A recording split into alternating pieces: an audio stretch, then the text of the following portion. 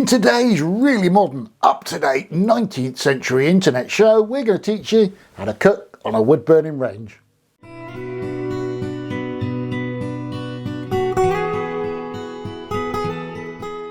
Hello, welcome to English Country Life and welcome to our home.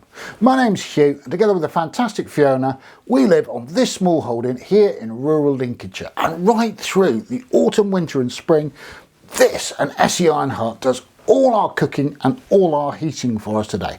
Now, being an old bloke, I grew up around range cookers on farms, but honestly, very few people do these days, and operating them can be a bit tricky till you know how to do it. So in this is the second episode of our series of Cooking with Fire. Episode 1 was all about how to light a fire, and I'll put a link up above.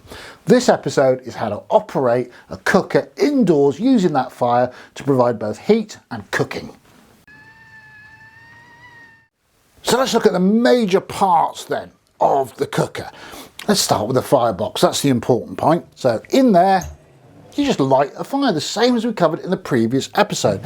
This stove has a glass door, which means you can enjoy that fire, but that does mean that it radiates more heat out into the room. So think of this as a heater that can cook, whereas something which has just got solid doors everywhere is a cooker that can heat.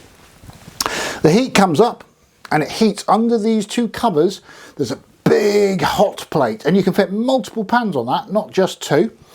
And then the smoke rises up this twin wall insulated flue that goes up the inside of our chimney and out through the chimney pot.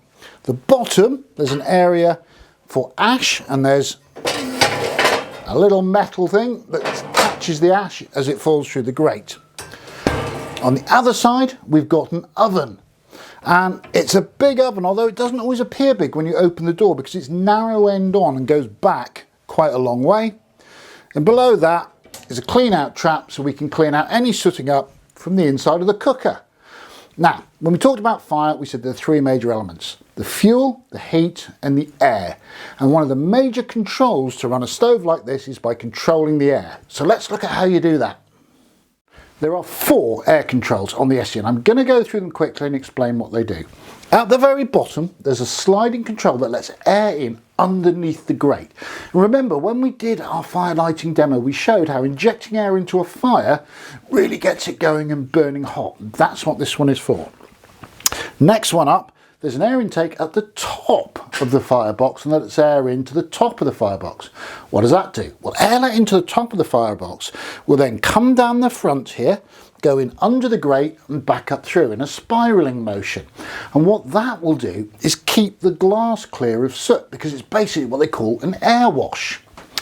Now, in the flue itself, there is a tilting control that opens or closes the flue. It never closes it completely, but it makes the aperture bigger or smaller. When it's wide open, all the heat that's coming out of that firebox is going up the flue and warming up the flue. And we'll explain a little bit later why that's important.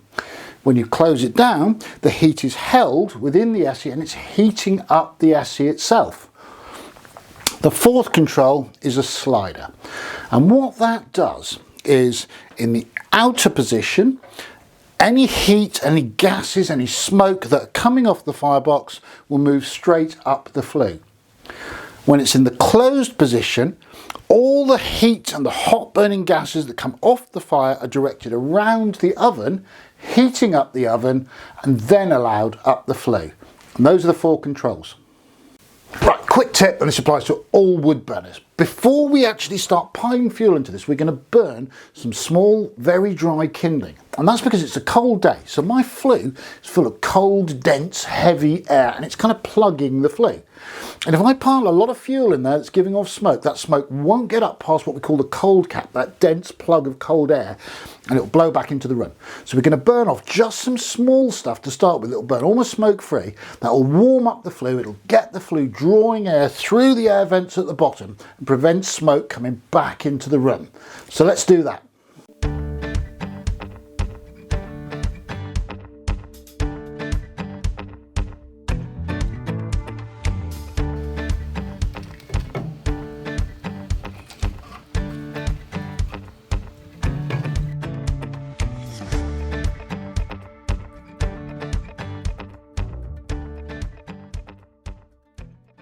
Now the temptation at this point is to think, oh, my fire's burning hot, I'll close my flue down. But that magnetic thermometer I've got on my flue says I'm still not up to temperature. I want to be in the best operating range of temperature, and it takes a while for the flue to heat. And although we're now looking at the hob is sitting at about 200 centigrade, I want the flue to be right up to about 150 centigrade, and I want the hob hotter still before I send any of the heat gases around the oven and before I close the flue. Well, just for once I've been patient. So let's check the temperature on the flue and we'll have a look at the hob while we're at it. So the flue's up to temperature and we've closed the damper, but there's a few more adjustments to make. I'm going to close the bottom air draft there because I don't want all that air rushing through, burning up the fuel now that we're up to temperature. The other thing I'm going to do, because I want to do a bit of baking, is I'm going to push this control in, which will divert heat around the oven and get it to heat up. And given that hob is really nice and hot, might as well stick the kettle on. We boiled the kettle and we've got our oven up to temperature. Now, with a kettle like this, what you find if you fill it full of ice cold well water, it hasn't got the same heat input as a 3000 watt electric kettle. So it'll take quite a long time to come up to the boil, maybe even 15 minutes. So we don't work that way.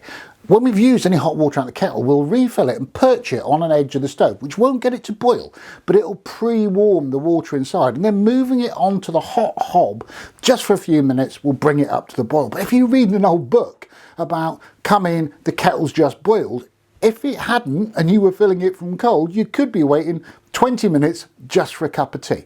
Anyway, what we're going to do now is get that bread in and then talk about cooking on the hob. With the bread in the oven, let's poach an egg. Now, in order to do that, we've got to understand how the hob up here works. Don't think of it as two burners. Think of it as a sliding scale from very hot above the firebox to much cooler above the oven, because the heat's coming up from the firebox and hitting one side of that big metal plate.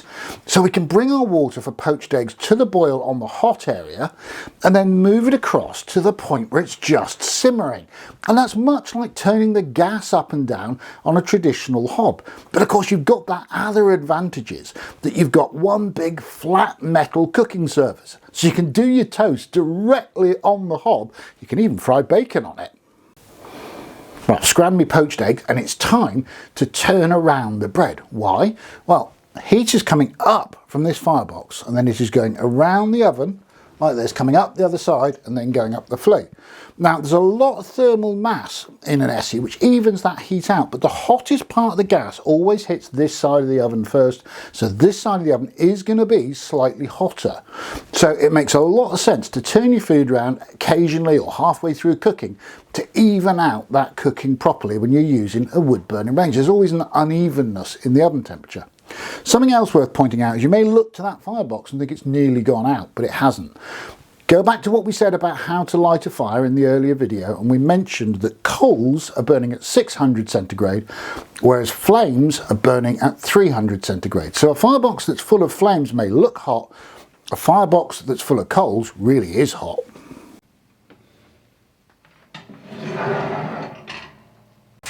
Let's recap then.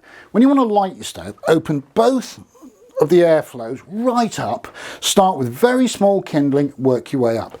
Open your damper up at the beginning as well and let that heat go straight up the flue, and that means to ensure that it's not going round the oven.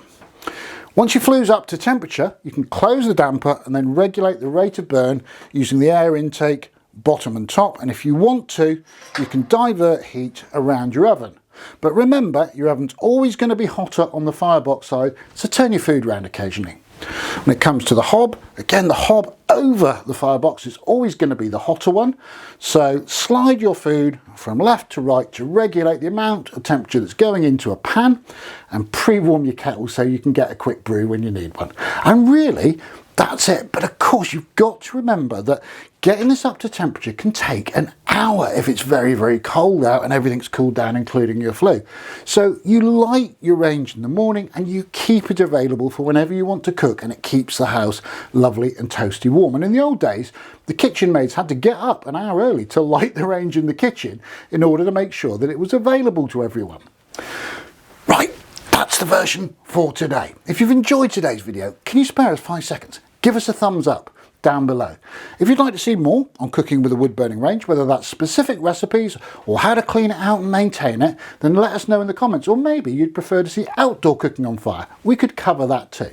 And if you want to see those videos and everything else we produce, just tap on subscribe down there, hit the bell next to it, and you'll hear every time we upload a new video, and that's a completely free service.